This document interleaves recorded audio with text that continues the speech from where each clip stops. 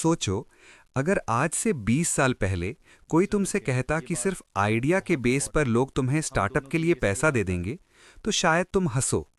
लेकिन आज जो स्टार्टअप वर्ल्ड है, उसकी फाउंडेशन इसी एक सोच पर रखी गई थी। इस कहानी की शुरुआत होती है 2005 से।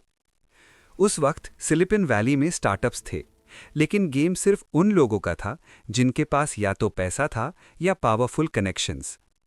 इसी सिस्टम को तोड़ने का आइडिया आया एक प्रोग्रामर और राइटर को, पॉल ग्राहम। पॉल ग्राहम ने एक सिंपल सी बात नोटिस की। बहुत सारे स्मार्ट लोग थे जो जेन्युइनली प्रॉब्लम सॉल्व कर सकते थे, लेकिन उन्हें कोई अर्ली सपोर्ट नहीं मिलता था। इन्वेस्टर्स उन्हें सीरियसली नहीं लेते थे, क्योंकि उनके पास ना कंपनी होती थी ना रेवेन्यू। तब पॉल ग्राहम ने सोचा, अगर स्टार्टअप्स को शुरू के कुछ महीने सही डायरेक्शन और थोड़ा पैसा मिल जाए तो शायद ये लोग कुछ बड़ा बना सकते हैं। यहीं से जन्म होता है वाई कॉम्बिनेटर का। नाम थोड़ा अलग था, लेकिन आइडिया बहुत क्लियर था। हर स्टार्टअप को थोड़ा पैसा दो, उन्हें एक फिक्स टाइम के लिए मेंटर करो और एंड में उन्हें इन्वेस्टर्स के सामने ले जाओ। शुरुआत में वाई कॉम्बिनेटर ने सिर्फ कुछ स्टार्टअप्स को सिलेक्ट किया। लोग मजाक उड़ाते थे, आइडिया पे कौन पैसा लगाता है, 3 महीने में कंपनी कैसे बनेगी। लेकिन फिर धीरे धीरे रिजल्ट आने लगे। एक स्टार्टअप आया जिसका आइडिया था लोग अपना एक्स्ट्रा रूम ऑनलाइन रेंट पर देंगे। उस वक्त ये आइडिया रिस्की लगता था। आज दुनिया उसे एयरबीएनबी के नाम से जानती है। एक और स्टार्टअप आया जो फाइल्स को इंटरनेट पर सिंक करना चाहता था, जब क्लाउड वर्ड भी पॉपुलर नहीं था। आज वो ड्रॉपबॉक्स है। एक और स्टार्टअप आया जो ऑनलाइन पेमेंट्स को सिंपल बनाना चाहता था। आज वो स्ट्राइप है।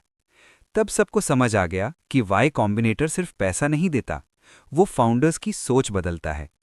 वाई कॉम्बिनेटर का काम करने का तरीका बहुत सिंपल लेकिन ब्रूटल है। सबसे पहले स्टार्टअप सप्लाई करते हैं। हजारों एप्लीकेशंस आती हैं, लेकिन सिलेक्ट सिर्फ कुछ ही होते हैं।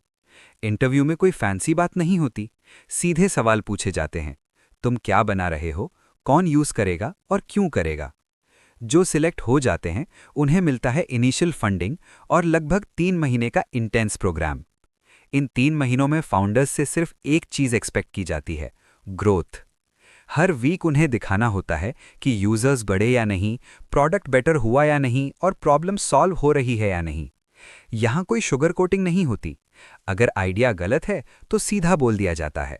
अगर यूजर्स इंटरेस्टेड नहीं हैं तो प्रोडक्ट बदलने को कहा जाता है। वाई कॉम्बिनेटर का एक फेमस प्रिंसिपल है, मेक समथिंग पीपल वांट। अगर लोग तुम्हारा प्रोडक्ट नहीं चाहते तो बाकी सब बेकार है। अब सवाल आता है कि वाई कॉम्बिनेटर पैसा कैसे कमाता है। वाईसी स्टार्टअप्स को पैसा देता है, लेकिन बदले में कंपनी का छोटा सा हिस्सा ले लेता है, जिसे इक्विटी कहते हैं। शुरुआत में यह हिस्सा छोटा होता है, लेकिन जब कोई स्टार्टअप बिलियन डॉलर कंपनी बन जाता है तो वही हिस्सा वाईसी के लिए बहुत बड़ा रिटर्न बन जाता है।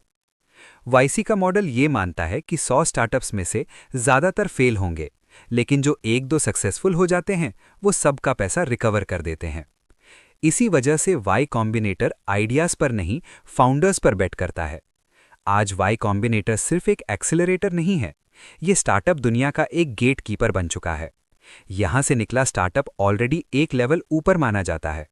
और इस पूरी कहानी का सच ये है कि वाई कॉम्बिनेटर ने ये प्रूव कर दिया कि स्टार्टअप बनाना लक का गेम नहीं है, ये सिस्टम, स्पीड और एग्जीक्यूशन का गेम है। आइडिया तो बहुत लोगों के पास होता है, लेकिन सही गाइडेंस और प्रेशर सिर्फ कुछ लोगों को मिलता है। और वाई कॉम्बिनेटर बस वही लोग चुनता है जो प्रेशर में भी बिल्ड करना जानते हैं।